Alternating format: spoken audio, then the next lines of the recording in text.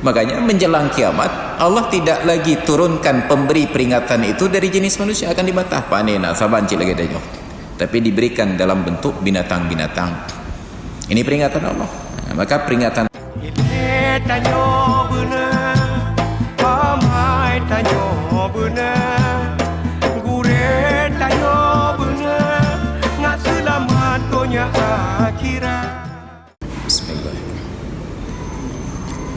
Assalamualaikum warahmatullahi wabarakatuh.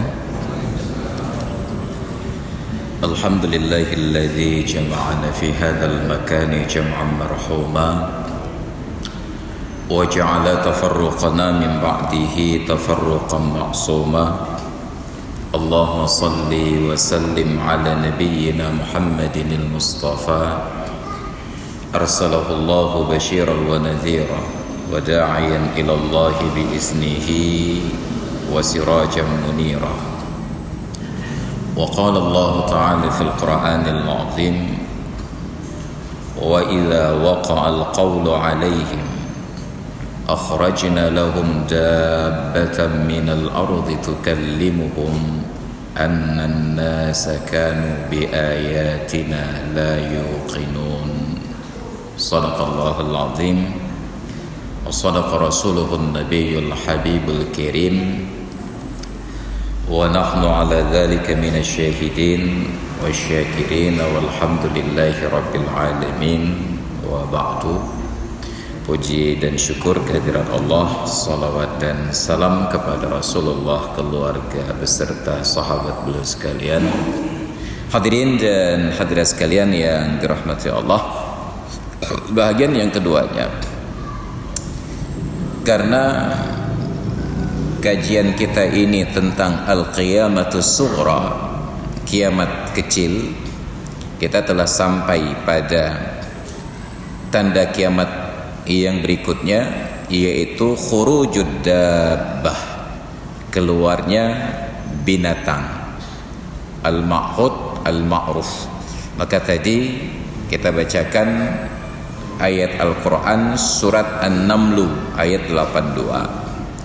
Wa idza waqa'al qawlu 'alaihim, apabila telah sampailah janji itu ke atas mereka, akhrajna lahum, niscaya kami keluarkan bagi mereka, dabbatan minal ardi, binatang dari dalam bumi. Sifat binatang ini tukallimuhum, berbicara dengan mereka, mengajak komunikasi manusia. Salah satu inti pembicaraannya, annan nasa kanu bi ayatina la yuqinun, bahwa manusia, mereka ini tidak meyakini janji-janji kami, tidak meyakini tanda-tanda kebesaran kami. Manusia itu cepat lupa. Maka ketika dulu Rasulullah berdakwah, setiap kelompok masyarakat yang beliau datangi meminta adanya bukti, dalil, ayat dalam bahasa Allah Ta'ala. Ayat itu bukan berarti sesuatu yang harus dibaca, tetapi bukti. Tidak sulit bagi Allah memenuhi keinginan mereka. Wa ma mana'ana an nursila bil ayati illa an kadzdzaba bihal awwalun.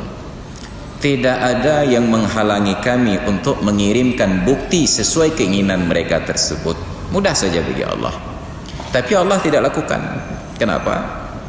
Karena dulu ketika diturutkan keinginan umat-umat itu diperlihatkan bukti-bukti, mereka dustakan.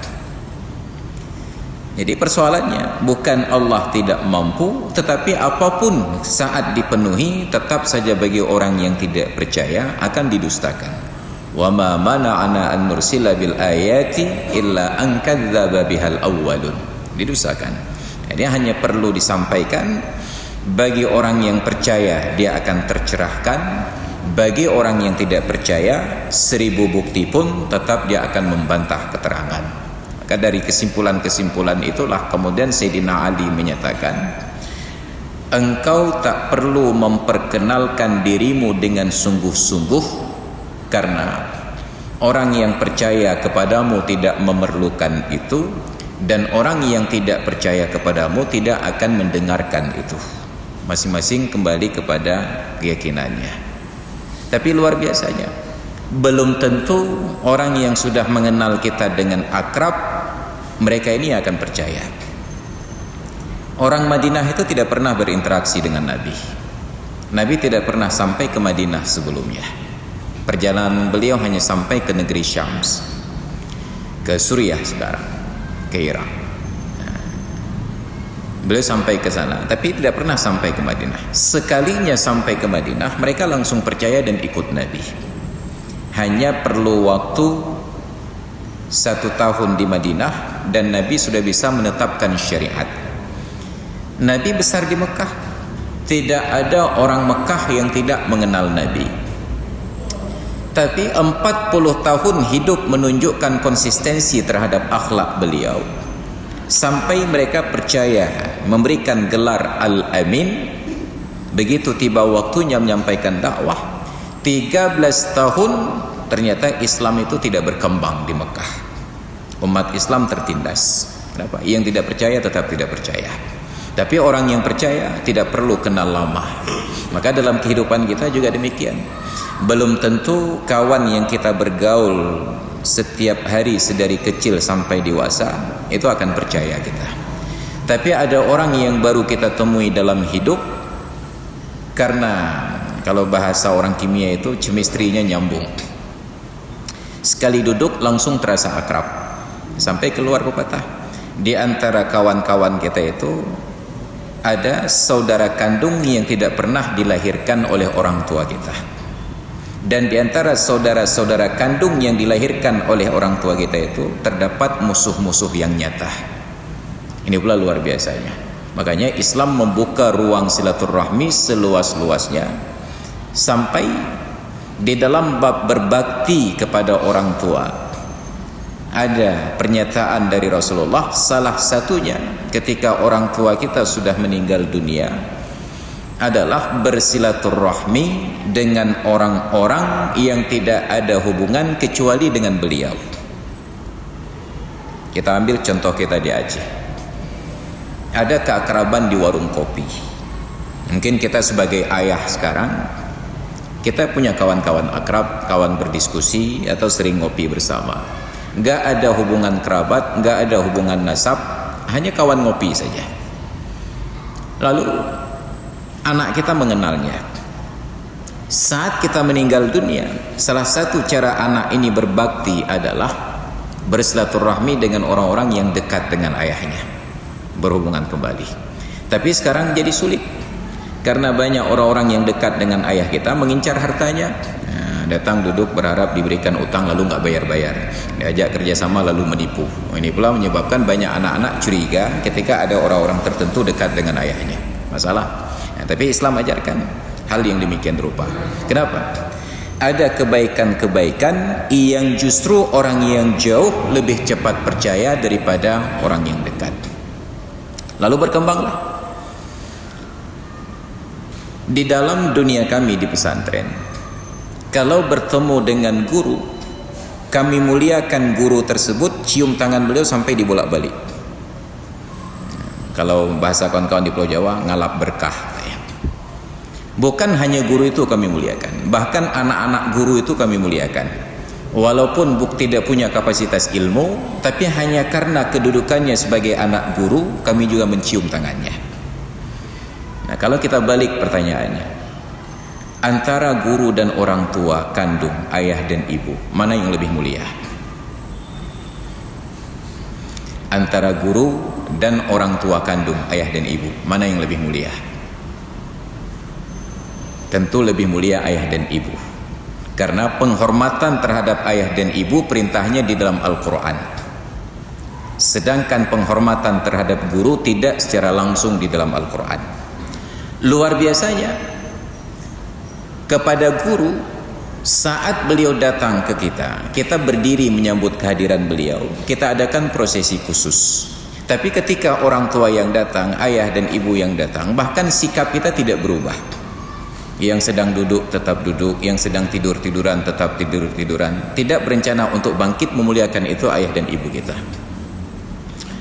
Anak guru kita muliakan, walaupun tidak punya ilmu, walaupun dia jahat, walaupun pekerjaannya na'udzubillah mabuk-mabukan, pergaulannya salah, tidak pernah sholat. Hanya karena kedudukannya sebagai anak guru, tetap kita muliakan, kita cium tangannya.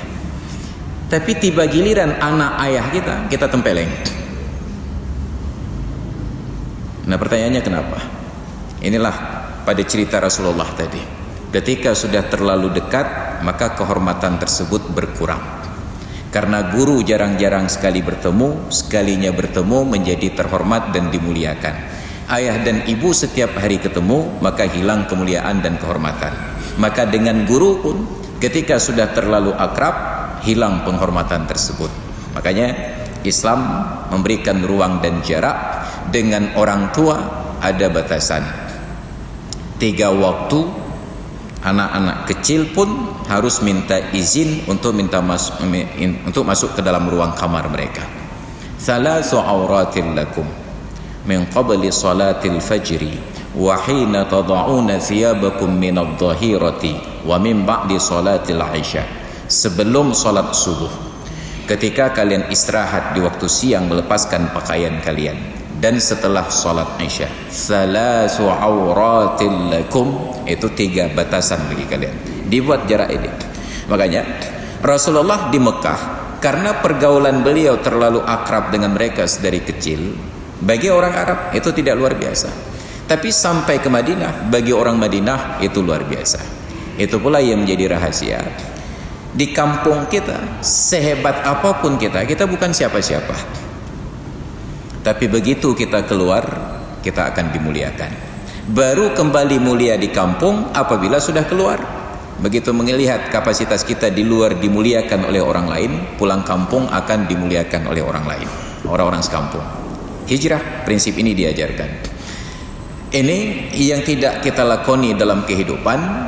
Maka saat kita terlalu akrab, berada di satu tempat tidak pernah mengalir, dianjurkanlah oleh para ulama menghidupkan tradisi hijrah. Ma fil muqami lidhi aqlin wa dhi adabi min rahatin fada'il awtana waghtaribi. Tidaklah pada tinggal menetap bagi seorang ilmu dan beradab, merasakan ketenangan hidup dan merantaulah sampai lenyap. Saat hilang, yang kembali itu akan terasa hebat. Dalam keluarga, banyak anak-anak yang orang tuanya mengeluh, saat anak saya nakal sekali, enggak hormat orang tua, enggak patuh, banyak keluhannya. Tidak jarang kawan-kawan ini berdiskusi, bagaimana solusinya Pak Ustaz? Saran saya, suruh dia merantau, buat simulasi tentang kehilangan orang tua, antarkan ke pesantren atau masukkan pesantren kilat, atau tinggalkan di rumah kerabat, lalu menjauhlah dari mereka. Anak yang besar di dalam momongan orang tua, tidak pernah jauh dari pandangan orang tua, seminggu saja tidak bersama dengan orang tua, dia akan merasa betapa bersyukur ketika dulu punya orang tua. Karena sebaik apapun orang lain, tidak akan pernah kebaikannya seperti orang tua. Maka begitu dia pulang, dia akan merasa seolah-olah yang hilang itu telah kembali. Ini prinsip kehidupan. Safir tajid 'audan amman tufariquhu, merantaulah, niscaya kalian dapat ganti dari setiap orang yang telah kalian tinggalkan. Wansab fa inna ladzal 'aishi fin nasabi, bekerja keraslah karena nikmatnya hidup itu karena lelahnya bekerja. Maka kita kembali pada tentang binatang ini tadi. Ketika sudah sampai hari kiamat nanti, tiba waktunya akan terjadi kiamat, Allah tidak akan utus lagi manusia untuk memberi peringatan, karena manusia-manusia itu sudah terlalu akrab bagi kita. Ini nata banci. Ini menjadi masalah.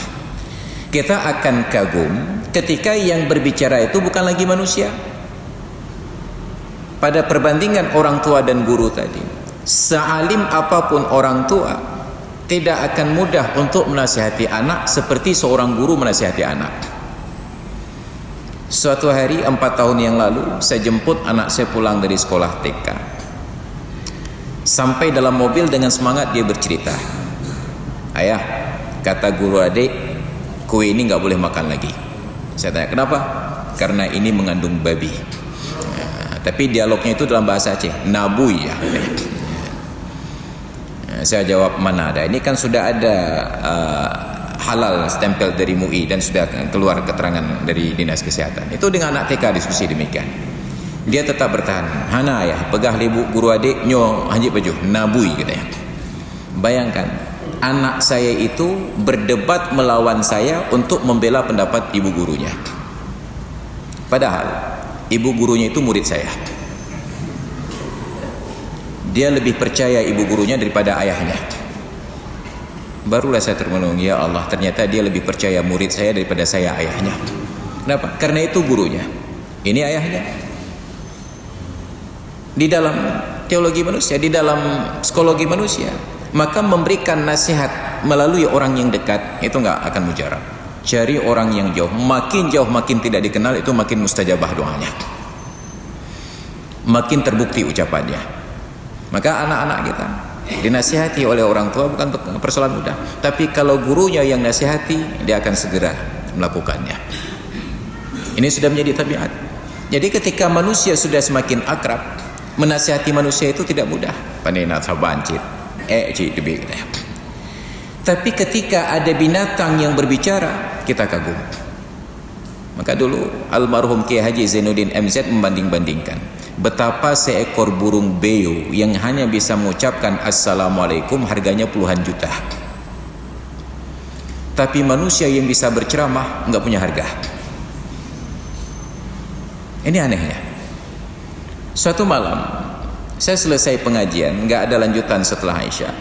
Setelah selesai sholat Isya, saya singgah di sebuah warung untuk santai sejenak. Lalu saya bukalah media sosial. Tiba-tiba ada sebuah video tentang seorang orang Amerika. Dia sakit lama di rumah sakit sampai jenggotnya itu tumbuh panjang, kumisnya panjang. Sembuh, dia pulang ke rumah. Dia punya anjing peliharaan. Anjing ini sampai tidak mengenali majikannya. Digonggongi, tapi setelah lama-lama diperhatikan, taulah bahwa inilah majikannya. Maka anjing itu dengan penuh keakraban dan manja langsung datang memeluk majikannya ini, menjilat-jilat, dipeluklah. Apa yang saya bayangkan? Anjing saja mencintai majikannya sedemikian akrab sampai majikannya ini terharu. Langsung saya tutup HP, saya pulang ke rumah karena di rumah ada anak, bukan anjing. Anjing saja yang menunggu kita pulang ke rumah, kita merasa terharu. Nah sekarang yang di rumah itu bukan anjing, manusia, anak kita. Tapi tidak ada keinginan untuk pulang ke rumah karena sangat akrab dengan kita, sebab sesuatu yang sejenis dengan kita. Maka ada orang yang lebih menghargai binatang-binatang peliharaan daripada manusia yang memeliharanya. Dulu kawan saya, Michael Jackson, saat meninggal dunia, dia mempunyai seekor monyet peliharaan, sepupu dekatnya. Ketika meninggal, di dalam surat wasiatnya dia tuliskan bahwa untuk monyet itu diwariskan harta sebanyak 15 miliar. Sampai saat membaca berita itu saya berharap jadi monyetnya Michael Jackson saja. 15 miliar untuk monyetnya saja. Tetapi ada sebuah kontradiksi. Dia tidak izinkan sepeser pun hartanya itu sampai ke tangan ayahnya. Tertulis, tidak boleh berikan kepada ayah saya sepeser pun. Apa jasa monyet untuknya dan bagaimana jasa ayahnya? Padahal dia bersaudara, The Jackson 5 tersebut menyatakan ketegasan orang tuanya lah sangat disiplin di masa mereka kecil, melatih mereka bernyanyi dan menari, menyebabkan mereka sukses di masa besar. Tapi yang diingat oleh anak-anak ini dendam, waktu kecil dulu sering dimarahi. Maka dibalaslah dendam kepada orang tua dengan tidak mengizinkan harta itu sampai ke tangan orang tua. Lalu apa jasa monyet ini? Hanya karena menghiburnya saja. Inilah kehidupan. Manusia lebih menghargai sesuatu yang jauh darinya. Makin jauh itu makin dihargai. Nah, maka kita melihat betapa binatang-binatang peliharaan itu lebih berharga daripada anak-anaknya sendiri. Betapa binatang-binatang peliharaan ini lebih dihargai daripada orang tua dan kerabatnya sendiri. Betapa untuk binatang ini disediakan makanan khusus yang bahkan tidak pernah dimakan oleh kerabatnya. Untuk binatang ini diberikan perawatan khusus yang tidak pernah dirasakan oleh kerabat-kerabatnya. Ini manusia. Makanya menjelang kiamat Allah tidak lagi turunkan pemberi peringatan itu dari jenis manusia, akan dibatah panen sabanci lagi dah, tapi diberikan dalam bentuk binatang-binatang. Ini peringatan Allah. Maka peringatan tersebut karena sifat manusia cepat lupa, sekeras apapun peringatan akan segera dilupakan. Nauzubillah. Andailah, maka karena sekarang sedang berkembang virus-virus tersebut, hanya karena virus saja orang Cina yang dulunya membenci pakaian yang menutup aurat, tiba-tiba sekarang mereka tutup seluruhnya. Sehingga ada orang bijak membuat meme, andai kata siksa di akhirat itu diperlihatkan oleh Allah di dunia, maka orang akan berebut untuk mencari hijab menutup aurat, tapi tidak terlihat, maka disetor oleh Allah Ta'ala sebahagiannya di dunia ini. Nauzubillah. Tapi manusia tidak mengambil pelajaran. Hanya di Cina terjadi saat mereka sedang melarang umat Islam beribadat, mereka larang umat Islam puasa, mereka larang umat Islam sholat. Tiba-tiba ketika terjadi wabah virus corona tersebut, hanya umat Islam yang tidak tersentuh. Barulah kita dapat viral tentang video orang-orang Cina pun berlomba-lomba untuk ikut sholat seperti umat Islam. Mereka ikut berpraktekkan kehidupan seperti kehidupan umat Islam. Harusnya orang India belajar, tapi ternyata di India ditekan umat Islam. Maka saya hanya berharap saja, mudah-mudahan Allah Ta'ala akan berikan teguran keras kepada Hindu di India tersebut agar mereka membunuh Tuhannya sendiri. Apa itu? Lembu yang mereka sembah dengan monyet Hanuman yang mereka sembah. Ketika mereka sadar bahwa nanti akan ada virus dari lembu, ada virus dari monyet, mereka akan membunuh monyet-monyet tersebut dan lembu-lembu tersebut dengan tangan-tangan mereka sendiri.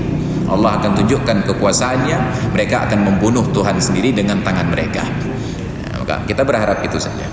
Maka adapun saudara-saudara kita yang sedang ditindas, Allah menyampaikan janji-janjinya, waliyattakhidallahu minkum syuhada, agar sebahagian dari kalian itu dijadikan oleh Allah Ta'ala mendapatkan gelaran syahid di akhirat nanti, wa ya'lamal ladzina amanu wa yattakhidha minkum syuhada, mengetahui siapa yang sebenar-benarnya beriman.